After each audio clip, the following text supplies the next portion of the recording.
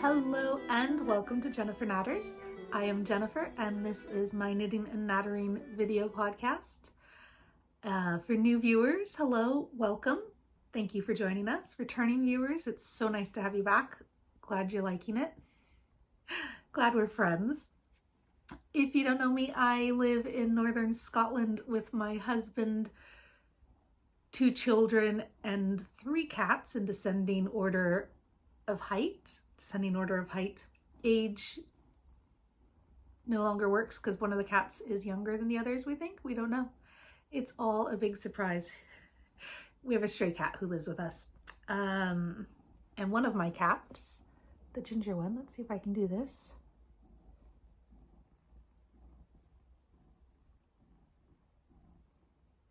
Has come to join us, but not in a way that's particularly visible. Ooh, we're getting more tummy. Here, let's move your bum over. There. Now you can do the tummy thing. Hi, how are you? I don't think I recorded much in October. We had half-term break and then I was trying to do all the things I couldn't do during break to, the week after the kids went back to school. It's just been a bit hectic.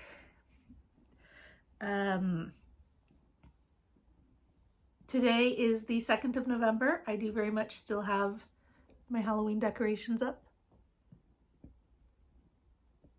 because I was really busy yesterday, so I didn't get them down. And today I am prioritizing you.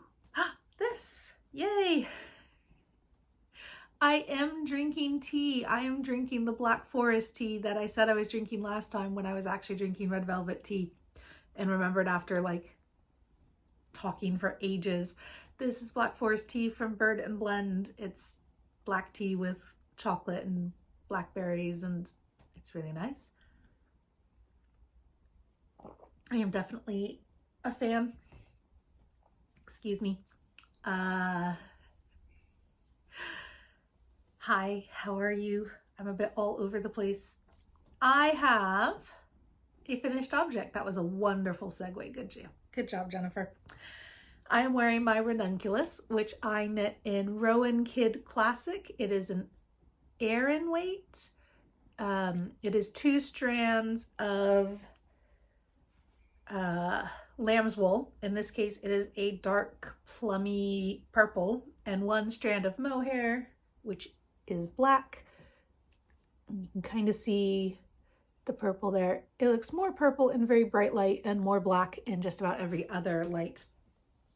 I had this, it is Deep Stash, and I wasn't entirely sure. Wasn't entirely sure what to do with it. It had been gifted to me. It was basically a sweater quantity for a smaller sized person. But then I saw one of my friends knit a ranunculus with some, and I checked and I had the right amount to knit a ranunculus in this. So I did. I have 1 ball left over, which I will probably give away because that'd be like a headband or something, but I don't really like mohair and I don't imagine that having it next to my forehead would improve my opinion of it. It's fine for wearing. It doesn't make me sneeze or anything like that. I just, like, it doesn't feel nice in my hands. It hurts my hands when I do it.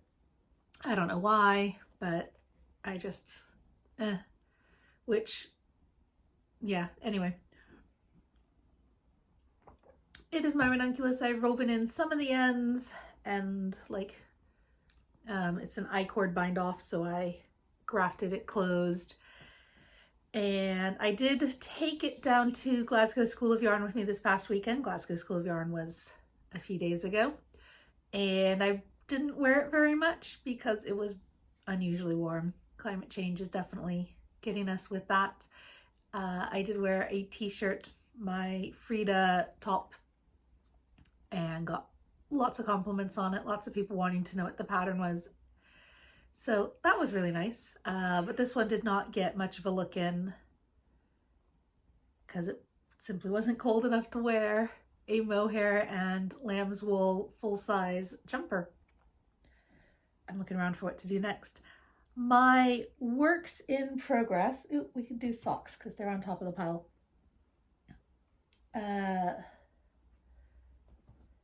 My Halloween socks, I did not get them finished, although I might have made a lot more progress if I had just given up and made them regular sock length. This is the first one. If you are looking at that and thinking, wow, that looks like a knee-high sock, it is not a knee-high sock on me. It comes up to like the fullest part of my calf, which is a really bad spot for a sock to end. This is Giddy Yarn's Halloween self-striping colorway. I bought this last year.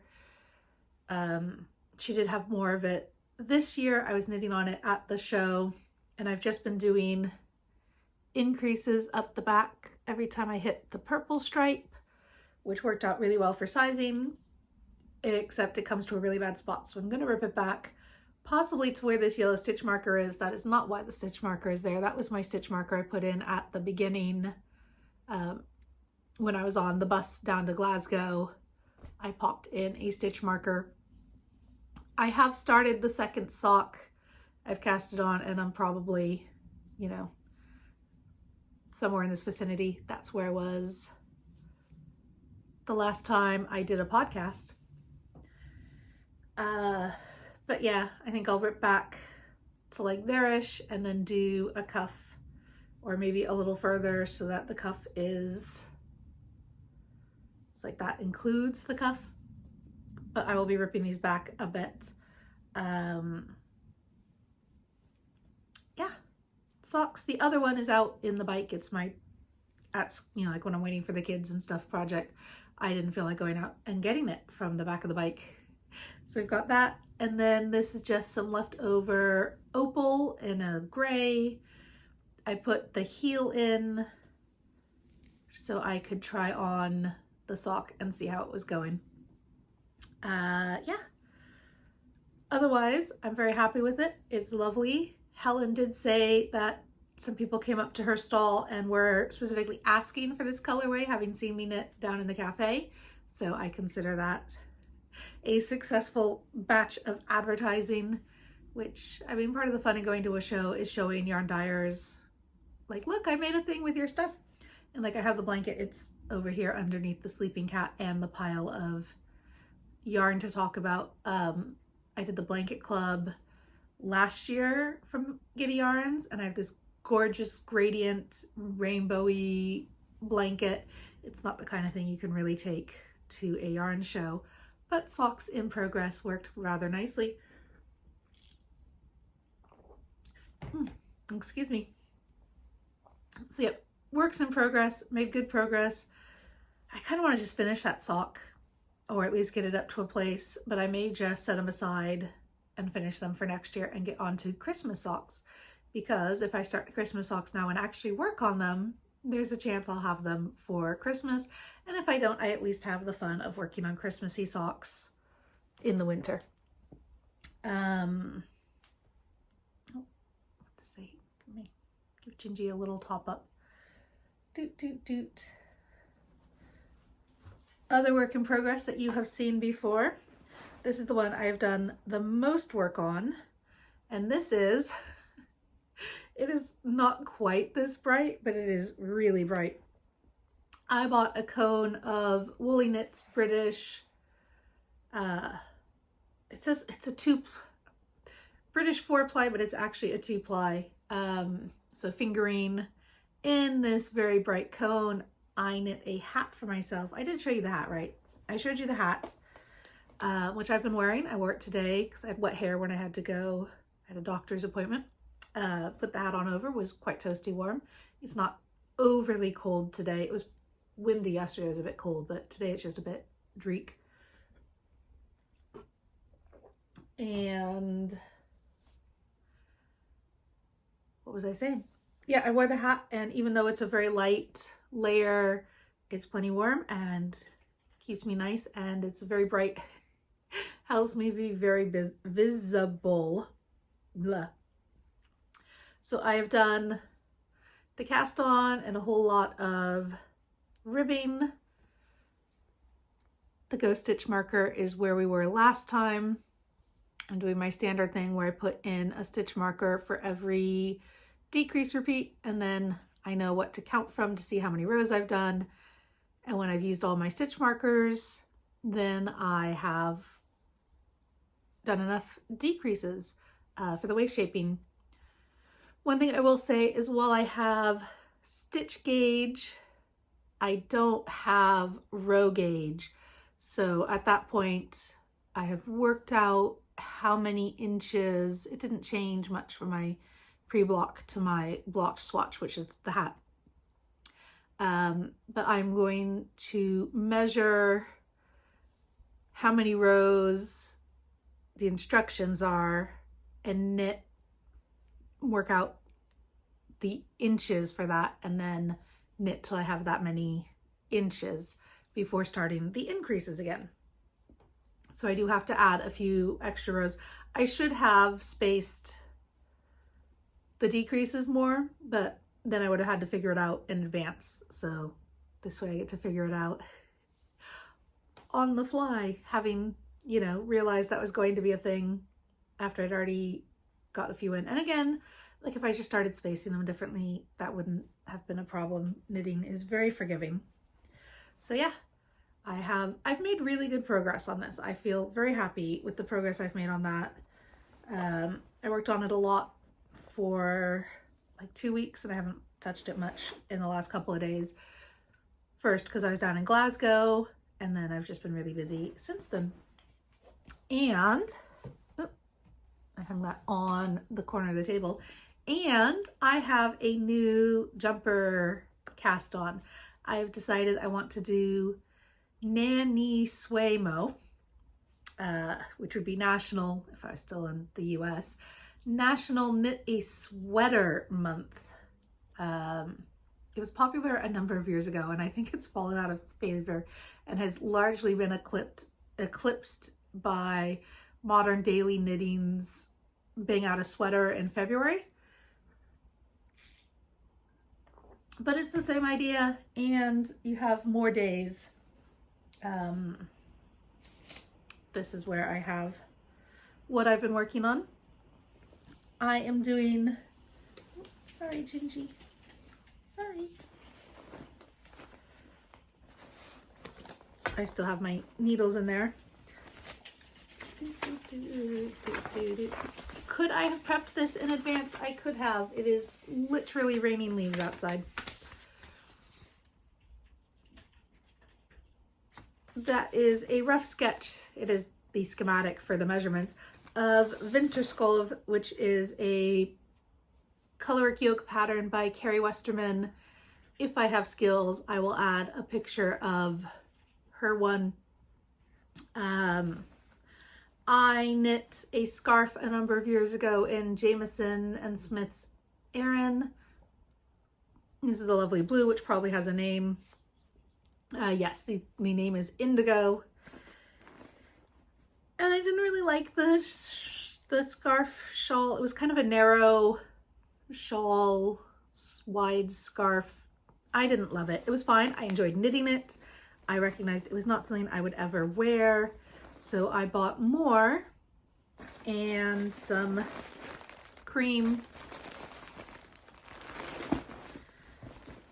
And this has been intended to be the Vinterskov by Karie Westermann, because I want a hand knit Christmas jumper, because I have fallen for buying a Christmas jumper in the shop, and I have one that's made out of cotton, and all of the other ones have turned into just like terrible squeaky messes. As soon as you wash them, they feel like wearing a bin bag, except somehow less comfortable. And I love Christmas jumpers. I love that people wear Christmas jumpers. I just hate the plasticiness of them, because I was like, my original plan was just to buy a jumper every year and then have, you know, like a month of Christmas jumpers and be the happiest person in the whole world. Except they have largely turned out to be just like, after they've washed a few times, they are just really unpleasant. And so I need to knit some. So the first one, bang out an aran weight jumper. I think I can do it. I mean, unless, you know, touch wood, unless terrible things happen or I'm suddenly required to knit something else very pressingly, I think I can knit an aran weight jumper in November. So yes, this is my self-made project bag with most of the yarn. Oh no, I'm knocking things down. And I've terrified Oliver. And then I just threw it in a smaller project bag when I had to go out. I started yesterday and I'm knitting one of the sleeves as a swatch. I can knit both sleeves the same, and then just make sure I've got a fabric I like and a gauge that works with the pattern. And again, I've got my decrease markers. I just pop a decrease on, or a marker on when I do the decrease, and then you know how far to go. And yeah. So this is what I got done yesterday, and I think I added like one row while I was waiting at the doctor's office. I was not there very long. Doot, doot, doot. So I'll put that down. So those are my works in progress. I'm just trying to think if there's anything else I've worked on, and I really don't think I have touched anything else. So let's go to acquisitions. I did do a sewing class. We can do sewing class. Let's do sewing first. I did a sewing class at the We Fabric Shop here in Inverness, and it was a sewing your own knickers class using a Tilly and the buttons pattern, but the instructions were to change it slightly to have a fully enclosed gusset, which the pattern doesn't. I completely understand why the pattern doesn't. Not having a fully enclosed gusset makes it basically a beginner project, and probably made grading across the extended range of sizing that Tilly has currently switched to doing, having previously had a more limited size range. I can see how doing it the easier way made it a more feasible project. And yeah, it was a good course. It was very nice. It was just two of us in the course and the instructor in the little sewing room in the back. And I did fail to catch, I was doing a fold over elastic that was pre-folded. I did fail to catch the elastic in some places on the legs. I did one leg and then the other leg, and then you do the top. And yeah, by the time I did the top, I was much better at it. I did accept that perfect was the enemy of done. And if I was going to finish this in the time allotted and still be able to pick my children up from school, that it had to just be good enough. I wore them yesterday and they're plenty comfortable. I think I could go down a size. I wasn't between a size, but I was between the measurements where for the size I picked, which I think was a 9, it was like my waist was 1 inch smaller and my hips were 1 inch bigger than the measurements from size 9, but like the next size up and down was like 2 inches bigger. And the difference on the pattern is, you know, a couple of millimeters, half a centimeter for the next size up or down. So I did feel quite confident that that was the correct size to do. I still do. I've got a bit of extra room in various places, and I might just do a smaller size next time. I did the very highest waisted because I don't have any high waisted, or at least not that high waisted pants in my drawer. And I wore them yesterday. They were quite comfortable. They matched the waistline on my leggings, which are also high waisted. So that was nice. I didn't have an extra, you know, creating another indentation where the elastic is.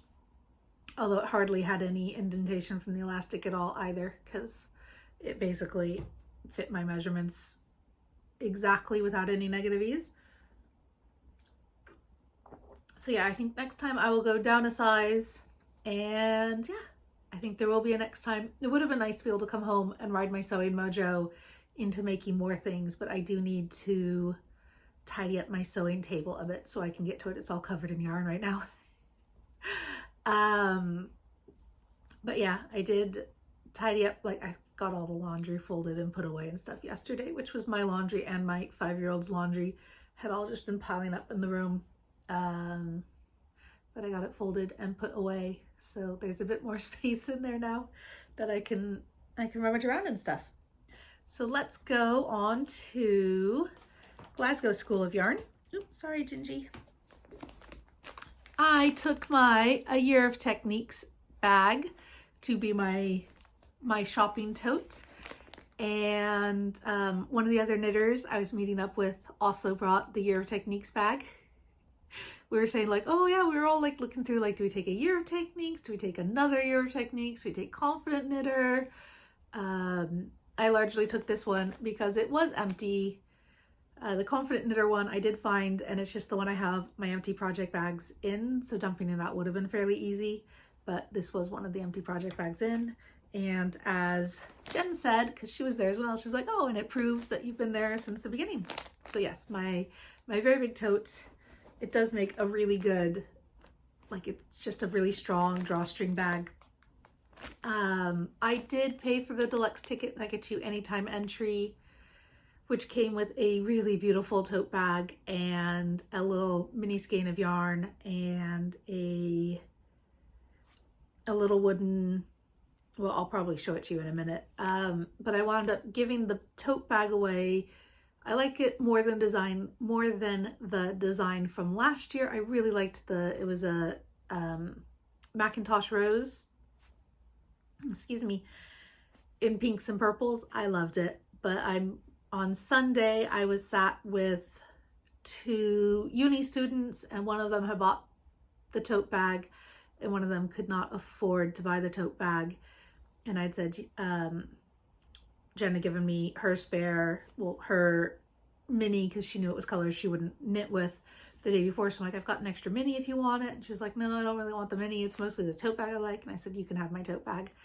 Because while I thought it was really pretty, I don't generally use tote bags. I don't like open topped bags. And I do have plans at some point, like I could, you know, add a lining and make it a drawstring or something. But if she liked it the way it was and I was probably not going to use it, then that was fine. Although I did spend the rest of the day like, oh, I really liked it.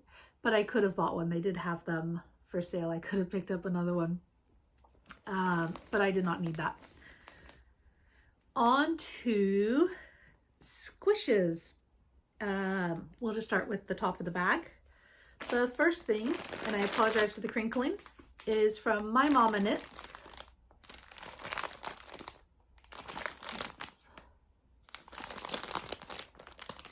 And these are neon minis, 10 gram minis, 15 10 gram minis in UV reflective. I think it'll only be the yellow that glows. And like this kind of color, but I don't know. We'll find out. Maybe they all do. And a thing of brightly colored mohair floof to knit a musselburgh hat for my husband. He is the kind who would like to be seen from space. He's absolutely delighted with these colors. I know stereotypically men all want brown and black and navy, and I don't have that problem. When something is too much for me, I make it for my husband. I bought the mohair floof because I wasn't thinking.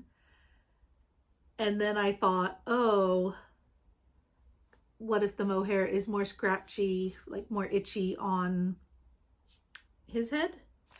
So then I was looking for alpaca floofs, and most people had mohair, or if they did have alpaca, it was in more subdued colors. And the one I found was Cookstone's Crafts in this lovely blue. I think the blue will work all right with the bright colors. It'll tone it down a little bit, but it's not like pairing it with brown or gray or something really variegated. But then I did see that My Mama Knits did have some alpaca floofs, but I don't know. I just felt weird about going up and being like, I bought this yesterday and I realized it's the wrong kind of floof. Can I trade it? So I didn't even see what colors she had, and I'd already bought the Cookstones by that point because I had found alpaca floof there. So yeah, my husband says the mohair will be fine, but I will knit a swatch and have him like wear it under a hat or something and see how he feels before I commit to a whole thing. I asked him if he wanted me to turn these into like a rainbow order or just grab one randomly, and he wants me to grab one randomly. So I will be able to start that soon. Oliver does not approve of the crinkling, which is fair. On the second day, I bought a yarn cake sleeve, which you could put around like a softball or something, and then when you pull it from the outside, it doesn't get tangled, the outside doesn't unwind, that kind of stuff. I don't have any projects like that at the moment because I'm like my sock ball is being pulled from the outside, and my hand woven cakes of the aran, the Jamieson Smith aran, I'm pulling from the outside, and obviously my cone I am pulling from the outside. But I liked this one with the kind of galaxy stuff on it, and I can see it coming in useful. That was from For the Love of Yarn. I also got, this is a wee drawstring bag with, these are needle minders. You put them over the end of your needle so that the yarn doesn't slide off. And two of the little silicone tubes. Ooh, there's that bright pink again. Two little silicone tubes. There's two different lengths. These are the ones where you can stick them on the tips of your needles and pull it through. I do have some in a smaller bore for the tube, but I do find like trying to get them on the bigger needles, one end of one of my tubes did split a little, so I ended up having to trim the end off, which is fine. Losing out like a couple of millimeters is not going to affect the function of that at all. But I thought a bigger tube might work better for bigger needles. So at some point, if I try on, it's knit bottom up, but if I did want to try on my next jumper, I could do it on the longer cords and see how that goes. Sorry. Next up is, I can only see two of these. Okay, well, we'll do the Lonely Knitter. This is Laura, the Lonely Knitter. I did use her previous bumbling yarns, and I knit the Musselburgh for my 9-year-old, which is why everyone in my family now wants a fuzzy, I did it with alpaca, a fuzzy Musselburgh hat. This yarn is just for me. I don't know what I'm going to do with it yet, but I love those colors. I think this is Stranger Things. Yeah, this is from her Stranger Things collection. But I like the moody, the gray with the speckles and the blue, tealy blues and purples. I love it. This is one of the ones that's just for me and just because it was pretty. I did wear socks that I knit with Laura's yarn from, I think, the first or second month last year of the Self-Striping Sock Club. It has been so popular this year, I largely haven't been able to get a look in. Not all the colors have been for me. Last year, not all the colors were for me either. But when they have been, I've been like, oh, it's already, even the pre-orders are sold out, which is fine. I am happy that she's doing the business at the limit she is. And I don't have a shortage of yarn, so I don't desperately need it. But they are lovely, and I do look in, and it is popular. But check it out if that's a thing you like. So yeah, I was wearing socks from Lonely Knitter. And I was wearing the t-shirt, the Frida top with Helen of Ripples Crafts yarn. So I picked up more to knit something similar. Probably not the same top, but something similar. And I think I'd had 4 skeins of the Was That a Kingfisher, which is the tealy greeny one. And then this is done in the same dye style. And this is the day Monet visited the dye shed. And it just knits up like an oil slick, especially when you're alternating skeins. So it just kind of moves the colors around a bit. So my t-shirt used 2 and a bit, like 2.6. So I got 3, which I can either do a top or like I can make it slightly longer sleeve or slightly longer body.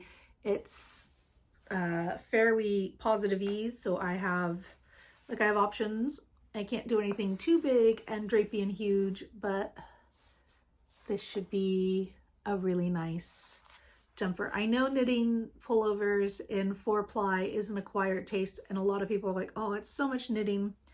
And even as a very larger than perhaps average for the people who knit lots of jumpers because they can afford to buy lots and lots of yarn, like just a thin layer that can be warm, and yeah, it sounds good. I like it. So yes, that is Ripples Crafts. I got it on the same base, which is the Quinag 4-ply, which is 100% BFL. I do find it slightly too prickly because it's a t-shirt. You'd wear it on warmer days. It is slightly too prickly to warm on warmer days. I would prefer to wear it. Well, I wore it over a t-shirt that was just slightly smaller than the top was at Glasgow School of Yarn, and that was perfect, and like the weather was perfect for it. So yeah, I wouldn't wear it just against bare skin on days when it is warm enough to do that, because it's just a little too prickly. But it's fine when it's a bit colder, except it's a t-shirt, so it's not warm enough. I kind of got myself there with that one, but as a layering piece in changeable seasons, it's just fine.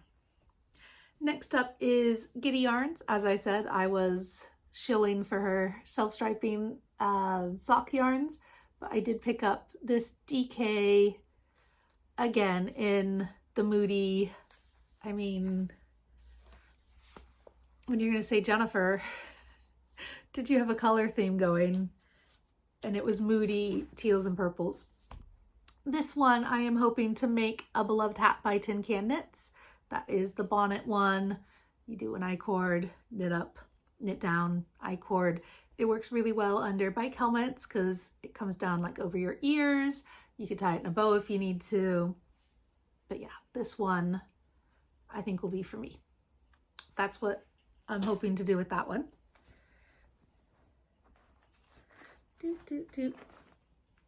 This is the gift.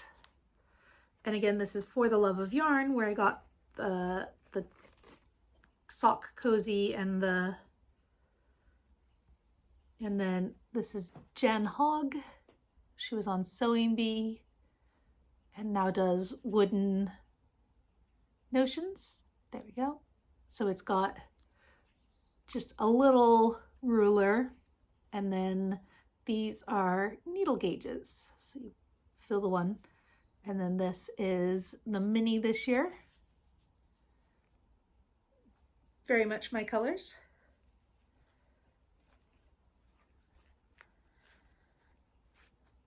Last year I really bought lots and lots of minis, and this year I was more restrained.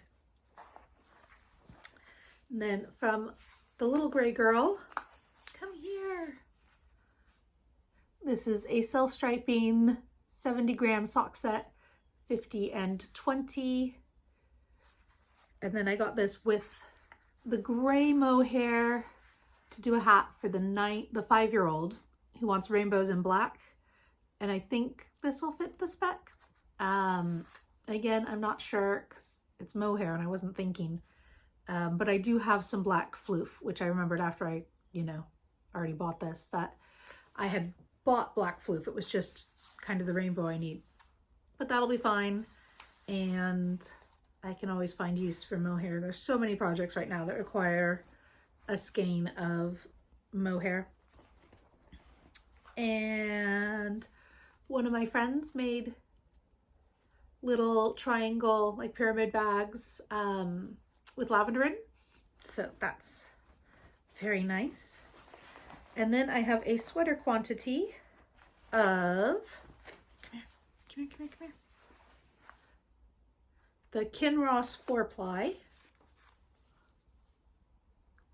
And this is Snowdrop and Beadlet.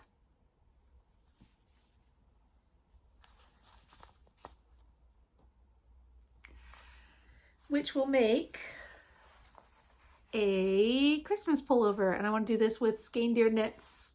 I think it might just be called Festive Pullover, Christmas Pullover. I don't remember. She did a soft launch on the pattern last year, but hadn't taken like project photos or anything. It was just like a half knit jumper laid on a table for the project picture. But since she knew you need a lot of time to actually knit one, she released it last year, and then it now has proper project photos. But yeah, just this lovely Merlot-y red with the white to do a probably all over colorwork jumper. And the dye lots on this tend to be really steady, so if I didn't get enough, I can get more. Yeah, I have been circling the Kinross 4-ply for ages, just needing the right thing to do. And when I realized I could do Ellie's Christmas one and do it together, I was just very excited. I drank my tea and now I need to use the little girls' room. But I will wrap this up first. How long have I been doing this? I have no idea. Oh, I've got a timer on the recorder. I've been doing this about half an hour now. So I'm going through this fairly quickly for me. It was Glasgow School of Yarn. Do I do half term first? Let's just do Glasgow School of Yarn. I went down to Glasgow School of Yarn. At some point this month, they sent me an email. Not Glasgow School of Yarn. The train company sent me an email saying, hey, that ticket you booked for Saturday morning, it's now a strike day and we've canceled the train. Which was, I am 100% pro striking. I think they need remunerations that, I mean, like, don't get me started. I am solidarity for the rail workers who need to strike. I think they do need to strike. I think it is a good thing that they are doing for themselves. I am also, because I am contained multitudes, very sad that it affected me and made my life more difficult. It didn't make my life much more difficult. I got the last ticket available on the bus leaving at the same time, the coach down. It took slightly longer. It was slightly less comfortable. Whatever, it's fine. So yeah, I was on a very crowded bus, a coach down. We still transferred at Perth. And I got to Glasgow. The other people I've been sat with on the first bus were going to Edinburgh, which is where that bus was going, except it was already booked up full from Perth to Edinburgh, so they could only get from Inverness to Perth, Perth to Glasgow, and then Glasgow to Edinburgh, which I do not envy them. That was a lot more traveling for them. I got in, I'd paid for early check-in at the hotel, so I went and dropped my bag and went to the yarn show. And I got in and I thought, I will check the cafe first because I bet that's where people are sitting. And sure enough, that's where a lot of knitters were. I met people I've never seen before and people I have met at other yarn shows. There are a lot of us in my, I mean, originally it was a Ravelry group, and then AC Techniques did their own website, and one of the knitters was running sewing classes during the pandemic. So that's kind of the core group of people who were getting together, sewing classes on Zoom, if that wasn't clear.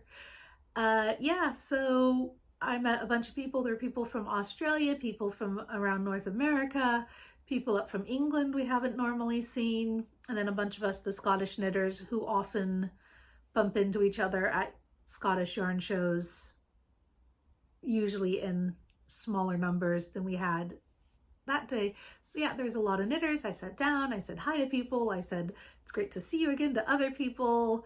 We chatted, I handed out, I'd made little party favors. I did not have enough. Excuse me. It was hard to get a precise number because there was a rolling quantity of events in places. Some people were going to be there some days, some people were going to be there other days. Here comes my husband, hold on. Hello again. So I know for you it's just been mere seconds, but my husband came in and we had lunch, and now he's gone back. And I had 2 cats for a while. Now I've just got 1 cat again. I even watched back a bit of the other videos so I'd know kind of where I was. And I was just explaining there were a lot of people coming to visit the UK, overlapping with Glasgow School of Yarn. So there were other activities on other days, and there were people who could make one thing but not other things, or some days but not other days. And for me, it was just going down for Glasgow School of Yarn on the weekend. And yeah, so I had put together some little party favors, which was just a little metal tin with, they were all supposed to have a hand balm from Crafter's Balm, because I'd ordered a bunch intending them to be teacher's gifts when my 5-year-old was in nursery. And I didn't get it together to give out then. So I know I still have lots of these little hand balms unopened. Could I find them? I could not. I found 4, I think. And I'd ordered, it was the nursery, and there's like 100 kids in the nursery, and there's one teacher for every 8 kids. And so there's a lot. It might be more than 100 kids, because now it was 100 kids when it was my oldest, and there were 2 nursery classrooms, and now there are 3 nursery classrooms, but the kids go all day, so I don't entirely know how many all day, like school day, 9 to 3. So I couldn't find them. So a few people got a hand balm in their thing, and but everybody got a little tin with a little magnet in it and a darning needle and 10 bulb stitch markers. I got a whole thing. I could have given a lot more than 10 and still had lots for myself, but I've got 10 stitch markers. And then if there had been more people, I was going to bring back, I had more magnets and darning needles and stitch markers, so I could at least give those to people and people could acquire their own tins. But then individually, everyone decided, 3, 4, 5, 6, 7, 8, everybody decided that they were going to Edinburgh either that night or first thing in the morning, and that it was just going to be the one day in Glasgow. Everybody except me, because I had booked the whole weekend down in Glasgow. I had thought like it was Glasgow School of Yarn on the Saturday, and then doing other things in Glasgow, like just hanging out on the Sunday, but that turned into everybody else wanting to do the hanging out in Edinburgh. And since I had my train ticket out of Glasgow, I was still in Glasgow. But one of the knitters gave me her ticket for Glasgow School of Yarn for the second day. So I just went and hung out like a lot in the cafe and bought just a few more little things. That was when I bought the alpaca floof, and talked to yarn vendors who were there both days and met new people. So yeah, that was fine. And I had really good lunch at Sugo, an Italian restaurant. A random knitter I met was saying that her husband's Italian and it's the only restaurant he will agree to eat in. So I went there for lunch and it was really good. Oh, it was delicious.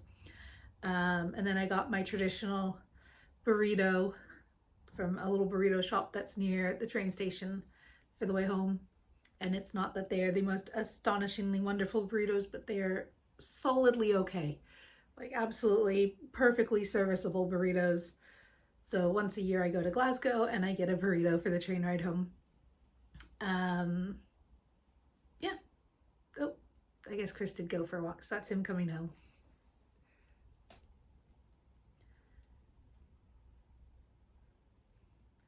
My husband has gone back out to work now. Yeah, not much else to say about Glasgow. I was feeling, I didn't sleep very well before going down. And then I didn't sleep the best there. The room was fine, the bed was fine. It wasn't noisy. I just like woke up at 4 in the morning and that was largely me done. It was time change that weekend. And I knew I was old because when I heard it was time change, my first thought wasn't, yay, I get to lie in the morning. It was, darn it, it's going to be even later when I go home.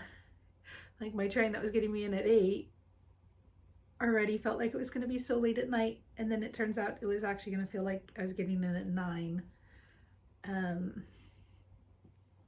We had 2 weeks off school for the October holidays and didn't do much. I wound up doing something to my knee, so I couldn't walk much. I think the heat just came on. Yeah, the radiator's starting to warm up. It's gotten really cold this afternoon. It was colder yesterday and then warmer again this morning. And now it's really quite cold and dreek out there. Yeah, I did something to my knee. So I spent the first week like lying on the sofa and with my knee up and trying not to use it at all. And the second week we were going to rock climbing class for the 5-year-old. And my bike got a flat tire going into the holidays, and I have tendonitis in both wrists, so I couldn't fix it. So I called the bike shop and said, can you possibly collect it and take care of it for me? And they're like, we're really short-staffed right now, we can't do it. So when they were back at school, I was able to walk it down, but I was still on the sore knee, and I don't know. It was fixed very quickly and they patched it up, and I also got my bike serviced because it was servicing time. Anyway, I didn't have the bike, so we're walking to and from the leisure center, and Rainbow got a lot of candy out of it. I bribed her with candy to do good walking. There was a little kiosk, a little crazy golf, they call it here in the UK, miniature golf, that had a kiosk selling, tea, coffee, and sweets. And so she got to pick a sweet. And there was a dinosaur hunt at the Floral Hall. They did a bear hunt over the summer, and I guess it was very successful, so they did a dinosaur hunt, and that was cute. And yeah, that was kind of the break. Kitten preferred to stay up really late and sleep in really late and not go anywhere, and I tried to warn her that was going to make going back to school even harder, and she needed to get up in the morning, but I don't know, she wasn't, like, I tried to wake her up before we went. My husband does work from home, so when I say we left her, she wasn't entirely alone. Chris did go down to Edinburgh for an overnight to visit a museum or meet with people. He was meeting with people this time. And because I was completely exhausted and done with arguing with my kids about food, I let them have McDonald's both nights. Even though normally I'm much stricter on, like, you can't have McDonald's more than once a week because it doesn't have a lot of nutritional value. Lots of calories, very little nutritional value. But I was just like, I'm done. If you want it again, you can have it again. Like, I need dinner to be taken care of and not have to have arguments and fights and not eating things. So yeah, I'm really, really tired. All the things like I was trying to schedule wound up being for that week before Glasgow School of Yarn last week. Although my dentist appointment was canceled because my dentist got COVID, which is the second time it's been canceled, because it was canceled. I was supposed to go before the summer, and the dentist's wife had a baby, so it had to be canceled then. And I'm like, okay, but if you cancel again, like, it's clear that this appointment is cursed and we should not have it. So, excuse me. At least this time we were able to reschedule it, because last time I was like, well, it's summer holidays and I'm home with my kids and I can't really, like, they didn't know when he was gonna, he was gonna be home with the baby and the wife for a couple weeks, and then I don't know. Anyway, I am getting really tired and I'm starting to ramble. But yeah, that was good. And I've been really busy. Like, I was so, like, Monday, I will just collapse into and it turns out I've also got appointments for a lot of this week. So I came home and I'm like, I'm so tired and I'm a bit poorly. I did do a COVID test. It came back negative. Rainbow, who's got some of the same symptoms, also wanted a COVID test, and hers came back negative. But I'm starting to feel better. I'm not feeling as bad as I did. My knee's starting to feel better. And yeah, I think I will end that here. I hope you had a really nice October. I hope your November is looking good. And I hope I can talk to you again in a couple weeks with a lot more of my November jumper to show you. Thank you for watching. Bye.